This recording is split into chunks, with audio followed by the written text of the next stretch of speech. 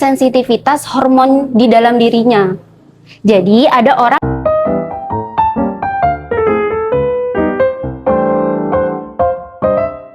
Oke, tadi kan sudah bahas 4 poin nih ya. Yang terakhir tadi stop validasi. Masih ada nggak poin-poin yang ingin disampaikan untuk menjadi wanita perempuan tenang itu? Masih Mbak, masih beberapa ya. Iya. Yang selanjutnya berapa berarti Mbak? Nomor 5 ya? Iya, nomor 5. Nomor 5 adalah tidak semua hal akhirnya harus kita tanggapi gitu. Dalam konsep emotional intelligence, kita diajarkan untuk mengambil jeda sebelum respons. Dan karena di antara jeda itu ada pilihan gitu.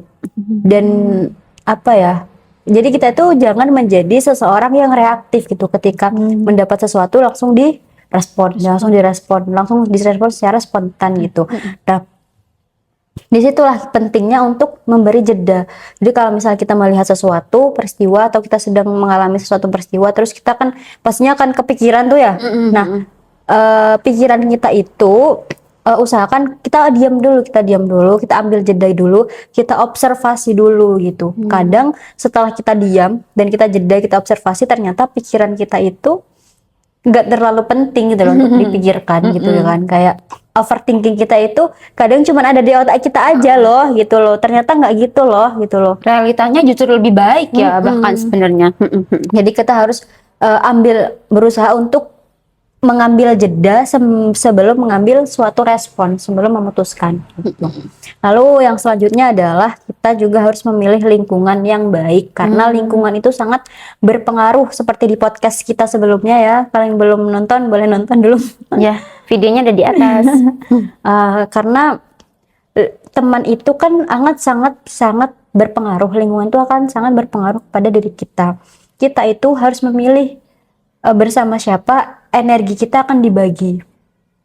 Karena kalau misalnya kita nggak bisa membagi energi itu, kita akan itu lagi-lagi akan drain energi gitu. Karena Mbak, akhirnya nggak semua pertemuan harus kita hadiri, dan tidak semua percakapan harus kita ikuti. Jadi kita harus pandai-pandai untuk memilih gitu. Dan yang terakhir adalah akhirnya ketenangan itu juga tergantung dengan self respect kita terhadap diri sendiri. Itu tadi ya, perempuan tenang itu bukan perempuan yang tidak punya masalah. Perempuan tenang itu bukan perempuan yang selalu 24/7 kelihatan dirinya baik-baik saja gitu ya. Karena kalau kata Mark Manson dalam bukunya tuh, kita itu hanya akan berpindah dari masalah satu ke masalah yang lain. Sebagai seorang muslim kita juga percaya kita akan diuji gitu ya. Ujian kita akan habis kapan ya? Ketika umur kita di dunia ini juga sudah habis. Maka kita harus pandai untuk menjaga diri kita. Gitu sih Mbak. Itu ada beberapa tips untuk mulai untuk membangun diri menjadi perempuan yang tenang gitu. Berarti ya Mbak Nada, dari 7 tips ini itu kan tidak akan bisa mungkin langsung untuk bisa diterapkan dalam 1-2 malam.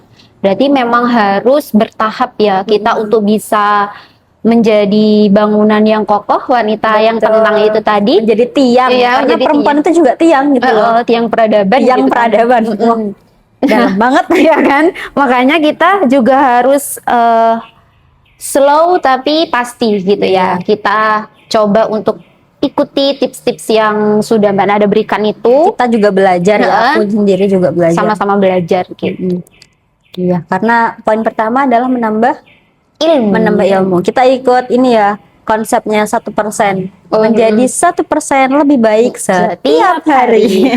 Tadi kan kita udah obrolin ya beberapa tips untuk menjadi perempuan tenang, untuk membangun ketenangan, untuk membangun diri kita menjadi perempuan tenang gitu. Sekarang aku coba mau ini ya, kalau misalnya kita bahas tentang perempuan gitu ya, kita itu perempuan itu kan ada satu hal yang tidak ada di gender sebelah gitu. Iya, gender sebelah. Iya.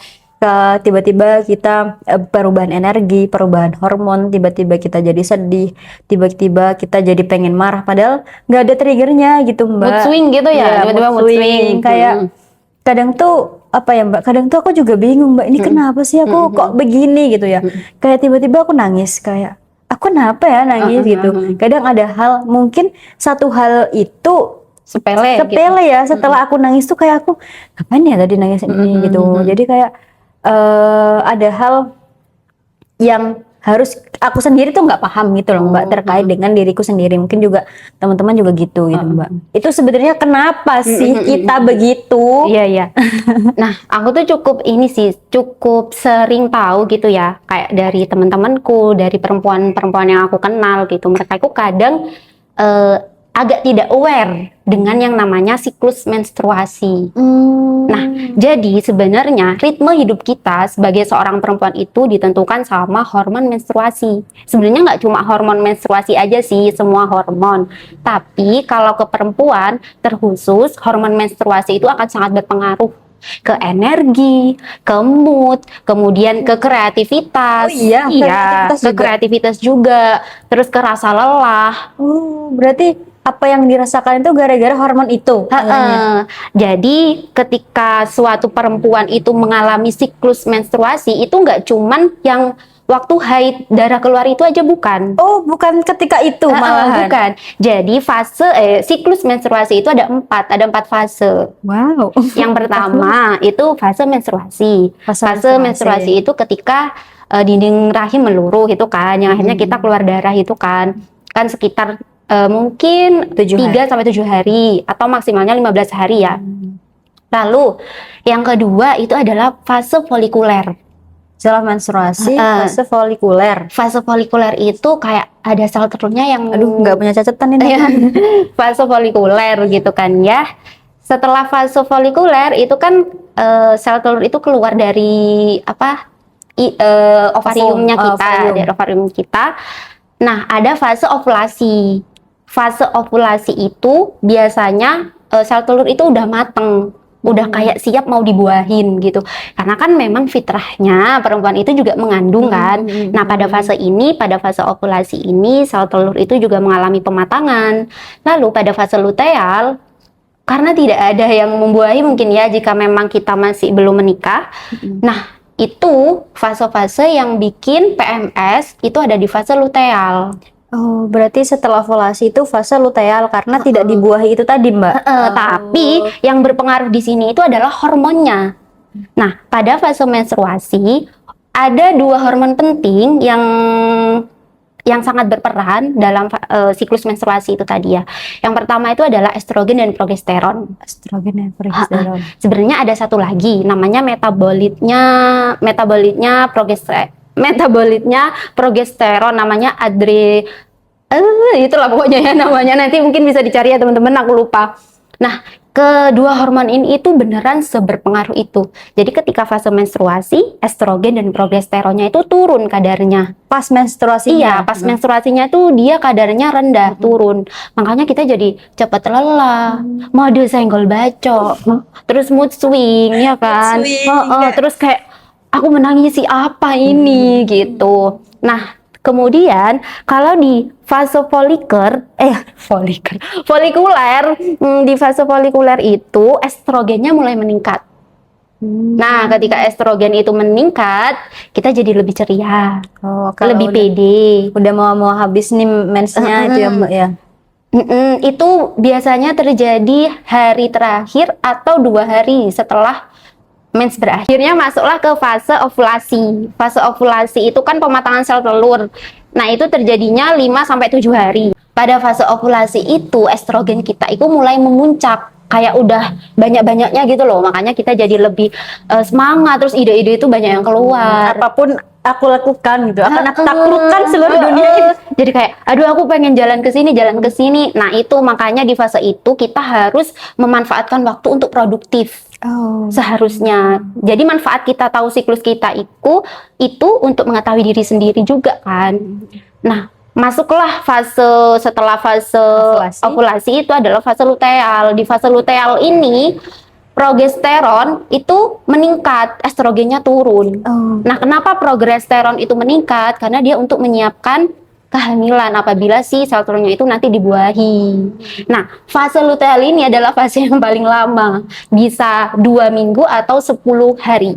Jadi sebelum mens berikutnya. Lebih Gitu. lama dibanding masa menstruasinya sendiri ya, Iya, Mbak, ya? fase luteal. Jadi fase luteal itu ada, tapi tidak semua orang itu akan mengalami perubahan mood di fase itu. Karena tergantung dengan sensitivitas hormon di dalam dirinya. Jadi ada orang yang misal aku sama Mbak Nada, kadar hormon progesteronnya sama-sama tinggi ya. Tapi aku jauh lebih tantrum daripada Mbak Nada. Itu ada yang di otak yang namanya itu sensitivitas hormon. Jadi aku lebih sensitif terhadap hormon itu daripada Mbak Nada gitu. Kenapa sih makanya hormon-hormon yang ada di tubuh kita itu bisa mempengaruhi emosi? Estrogen dan progesteron itu ternyata dia itu juga berkaitan sama yang namanya neurotransmitter. Nah, neurotransmitter yang kita tahu untuk bahagia itu namanya serotonin. Dopamin. Dopamin. Nah, Betul, dopamin itu untuk bahagia dan motivasi. Jadi kayak, aduh, aku pengen ini. Berarti kan dopaminnya itu masih ada gitu. Kalau serotonin itu yang berkaitan dengan kesenangan gitu. Sama ada yang namanya GABA. Nah, GABA itu fungsinya untuk membantu rileks dan ketenangan. Jadi makanya ketika estrogennya berubah, ketiga neurotransmitternya ini juga ikut berubah. Jadi memang sangat berpengaruh dan relasinya itu sangat-sangat berelasi. Iya, dengan sangat berkaitan.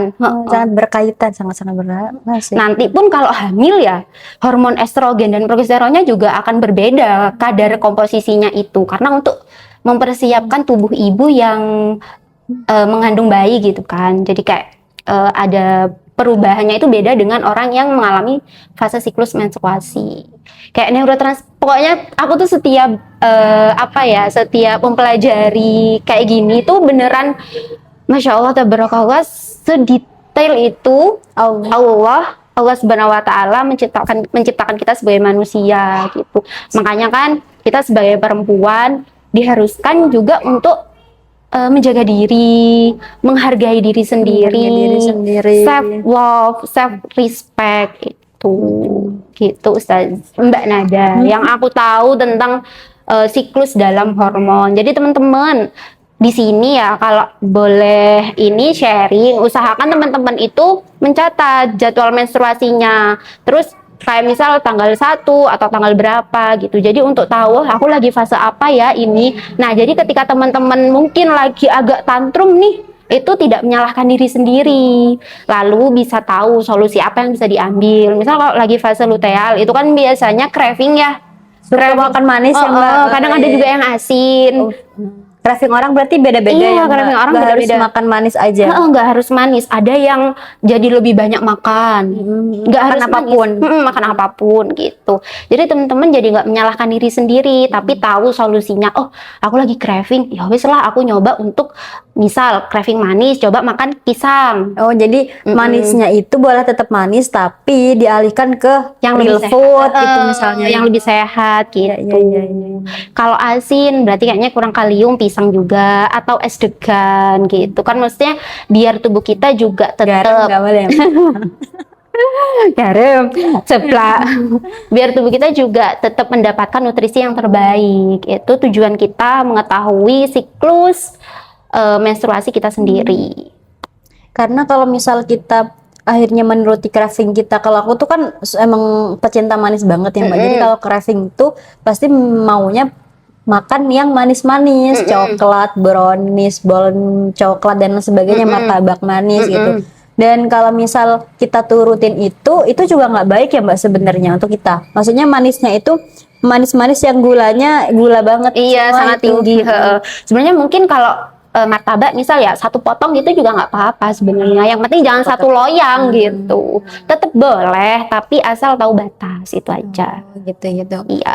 Oke. Jadi kayak Masya Allah banget ya, kayak ya Allah, kita itu di 1 bulan, kita bilangnya 1 bulan aja Mbak, kita sudah melakukan perubahan hormon itu sudah berubah-ubah 4 fase gitu ya, 4 fase. Dan ini tuh tidak terjadi pada laki-laki gitu, karena memang hormonnya juga beda kan.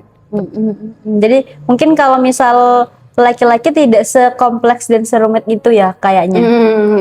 Aku kurang tahu lagi, mungkin kita belajar lagi Ya, kita aja ya. belajar lagi aja. Oke. Jadi ya Allah, Masya Allah banget ya, Allah itu menciptakan tubuh perempuan itu dengan sekompleks itu, dengan detail-detail yang gak akan mungkin ada yang bisa menciptakan kalau itu bukan Allah Subhanahu wa Ta'ala. Ya nggak sih? Dan Allah itu juga sangat amat memuliakan kita seorang perempuan. Iya, sepakat banget Mbak. Kalau misal Allah itu memang apa ya, aku tuh merasa bahwasanya Allah itu sangat memuliakan kita gitu ya sebagai seorang perempuan. Bahkan kalau misal kita mau belajar, kita kan bahkan kita itu dispesialkan gitu loh Mbak rasanya. Maaf ya gender sebelah. Karena kita ketika kita menstruasi itu kan memang mungkin keadaan hormon kita sedang Fluktuasi lah ya, Iya, berubah-ubah. jadi maksudnya tinggal settle ya di saat itu Allah itu memberikan kita jatah untuk istirahat gitu, istirahat dari kita tidak dibebankan sholat, kita tidak dibebankan ibadah-ibadah mahdoh gitu kan, agar kita tetap bisa istirahat gitu ya mungkin. Tapi walaupun kita beristirahat, ternyata Allah tuh tetap kasih pahala loh ke kita gitu. Jadi mungkin selama kemarin ya, sebelum masa menstruasi itu kita selalu baca Quran, selalu sholat duha, selalu qiyamul lail. Itu akan diberikan juga ketika kita libur, ketika kita nggak ngapa-ngapain gitu oleh Allah. Gitu Masya kan. Allah. Ya, Masya Allahnya Allah gitu. Sesayang itu ya. Sesayang Allah itu sama iya. kita. Sesayang itu loh Allah sama kita. Bahkan bagaimana ini akan lebih panjang lagi gimana Allah itu mengatur bagaimana cara kita berpakaian, bagaimana sebenarnya tubuh kita itu seberharga itu loh gitu. Allah mengatur bagaimana harusnya perempuan itu dimiliki seutuhnya oleh seorang laki-laki gitu ya. Kalau misal sebenarnya Mbak, kalau misal aku mikir tuh sebenarnya kan kita nggak boleh pacaran tuh ya gitu. Sebenarnya nggak boleh pacaran itu teman-teman, itu adalah kasih sayangnya Allah ke kita gitu loh. Bukan ya kalau misal aku dulu masih jahiliyah ya, kan enak ya, maksudnya pacaran tuh kan lucu, Sayang-sayangan, gitu. Kesana sono ada temennya dan sebagainya gitu. Ternyata nggak selucu itu. Iya. Karena aku tuh pernah baca buku salah satu bukunya Ustadz Felix yang udah putusin aja. Oh iya. Itu kayak setelah baca itu aku kayak apa ya? Ada salah satu kata bukunya kalau misal kata Ustadz Felixnya ya. Kalau misal kita dipinjamkan mata laki-laki sehari aja, kita tuh akan menutup seluruh tubuh kita gitu loh. Ini kayak aku apa ya, pacaran itu kan bentuk komitmen yang paling, bukan komitmen gitu loh. Kita nggak kita tidak berkomitmen, cuman bermodal aku cinta kamu, coklat dan bunga. Kalian sudah bisa dibawa kemana-mana, bisa di touching, bisa disentuh.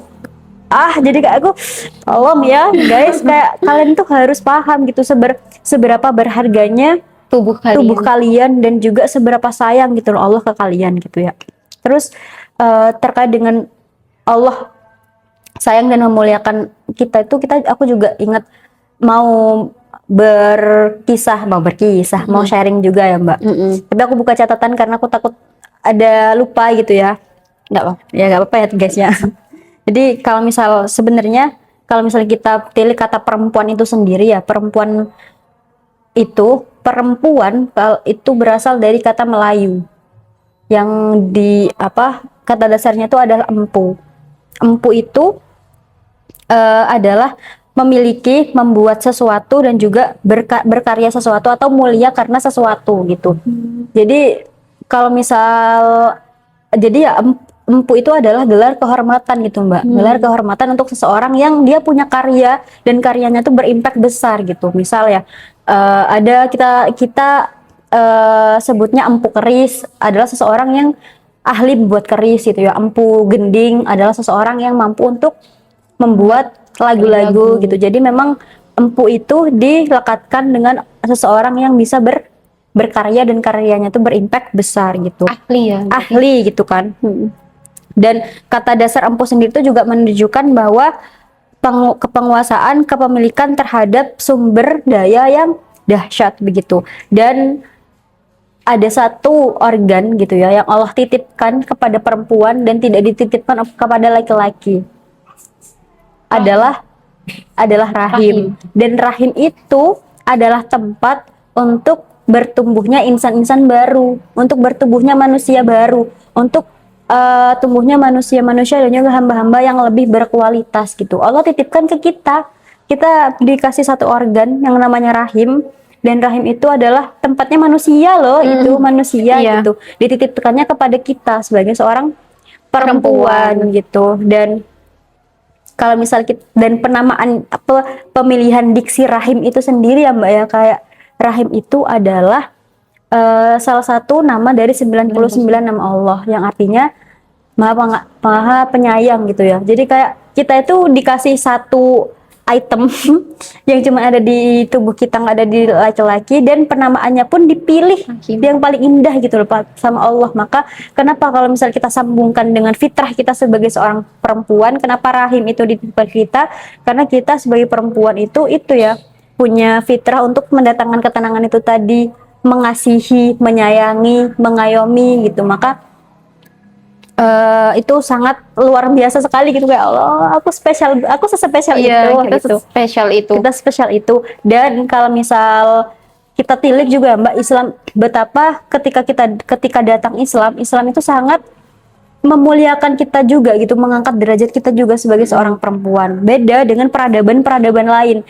Kita kalau misal kita melihat ya di peradaban kekaisaran Romawi ya, perempuan itu mereka tidak punya hak politik, hak politiknya tuh nol, mereka nggak punya suara, mereka tidak bisa menjadi pejabat publik gitu ya. Bahkan hak kewarganegaraan mereka aja itu cuma setengah gitu, punya setengah dari hak kewarganegaraan, jadi nggak full gitu. Jadi kayak kita dibedakan banget gitu loh.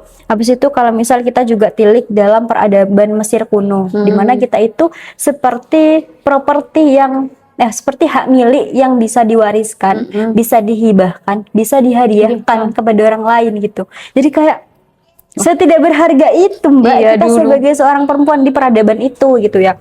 Lalu kalau misal kita telik juga ya di peradaban India, ada budaya yang namanya sati. Sati itu ya ketika ada suami istri ya, suaminya meninggal, dikremasikan, dibakar. Istrinya yang akan dinilai setia ketika dia membakar dirinya di tumpukan bakaran kayu dari suaminya itu gitu. Kan kayak dan beda gitu. Dan yang terakhir yang mungkin sudah banyak kita tahu, di peradaban Arab jahiliyah ketika ada bayi perempuan itu kan sangat tidak dikehendaki ya, seperti aib, seperti beban keluarga gitu. Maka ketika lahir bayi perempuan maka akan dipendam hidup-hidup gitu. Yang bisa mengangkat derajat keluarga itu kan kayaknya cuma laki-laki gitu. Jadi bayi perempuan itu sangat tidak dikehendaki gitu, sangat diinginkan, sangat tidak diinginkan gitu. Ketika Islam datang itu beda gitu ya, maksudnya semuanya musnah ya. Semuanya kita dihargai ya, kita dihargai sebagai seorang perempuan, haknya disamaratakan, kita punya hak yang sama, kita punya hak untuk berpendidikan. Maksudnya beda ya dengan kesetaraan yang mungkin saat ini kita bahas. Kesetaraan bukan artinya kita harus sama plek-ketiplek sama laki-laki, enggak, tapi kita dikasih hak-hak yang harusnya kita punya itu juga diberikan gitu loh kepada Allah, kepada kita. Bahkan di kitab Kristiani itu juga disebutkan ya, dulu ketika Siti Hawa itu turun ke bumi, diturunkan dari surga gitu ya, itu yang disalahkan adalah Siti Hawa. Karena Siti Hawa yang ngambek ya, yang ngambek, maksudnya kayak merajuk ke Nabi Adam, dia yang pokoknya aku harus makan buah kuldi gitu, yang disalahkan Siti Hawa. Tapi di dalam Quran sangat berbeda sekali gitu kan. Di dalam Quran dijelaskan bahwasanya yang tergoda itu dua-duanya gitu, karena yang dibisikkan itu juga dua-duanya oleh setan. Maka yang salah ya setan. Jadi Allah sangat adil gitu. Allah tidak karena si Hawa enggak, tapi Allah juga bilang karena yang tergoda itu dua-duanya gitu. Maka Masya Allah sekali, aku merasa bahwasanya hidup sebagai seorang perempuan muslimah itu bukan suatu hal yang beban gitu ya. Ya mungkin kita capek ya, mungkin ada fase-fase kita capek dengan hidup kita yang begini. Cuman aku juga bangga menjadi seorang muslimah. Salah satu hal yang sangat harus disyukuri dalam hidup adalah menjadi seorang perempuan muslimah yang bisa belajar lagi gitu. Bener. Jadi untuk teman-teman ya, untuk para perempuan-perempuan sih, ini kayak udah dalam banget. Enggak, ini mungkin pesan kita berdua ya untuk teman-teman yang saat ini sedang menonton dimanapun berada. Mungkin kita menjadi seorang perempuan itu juga nggak mudah, tapi kita juga nggak mendiskreditkan bahwasanya menjadi laki-laki juga mudah gitu ya. Kita akan hidup dengan porsinya masing-masing. Kita sudah hidup dengan garis yang Allah sudah takdirkan itu masing-masing gitu. Maka ayo kita berbangga menjadi perempuan. Kita terus belajar ya menjadi perempuan yang tenang, menjadi muslimah yang berdaya. Jangan in this era gitu ya. Kita harus paham dengan power kita sebagai perempuan dengan memahami apa sih gitu ranah-ranah atau peran-peran yang bisa kita jalankan gitu. Dan lagi-lagi jangan berhenti untuk belajar agar kita tidak menjadi perempuan yang tantrum dan disibukkan dengan perasaan. Kita harap semua kita bisa menjadi muslimah yang produktif, muslimah yang berkarya, muslimah yang berdaya gitu. Karena memang di satu rahim kita, di satu organ kita ini, di rahim kita ini akan dititipkan calon-calon insan-insan hamba-hamba Allah selanjutnya. Maka itu juga tanggung jawab kita gitu. Maka tadi disebut ya bahwasanya kita itu juga salah satu tiang peradaban. Jadi kalau misalnya kita diibaratkan tiang peradaban, maka jadilah tiang yang kokoh. Mungkin itu aja ya Mbak, ada panjang sekali. Mungkin itu dari kita. Untuk teman-teman yang ada pertanyaan bisa drop di kolom komen ya, bisa di share, di subscribe, terus di like, dan nantikan episode Ruang Tengah selanjutnya. See you, sampai jumpa di episode keren selanjutnya. Assalamualaikum warahmatullahi wabarakatuh. Waalaikumsalam warahmatullahi wabarakatuh.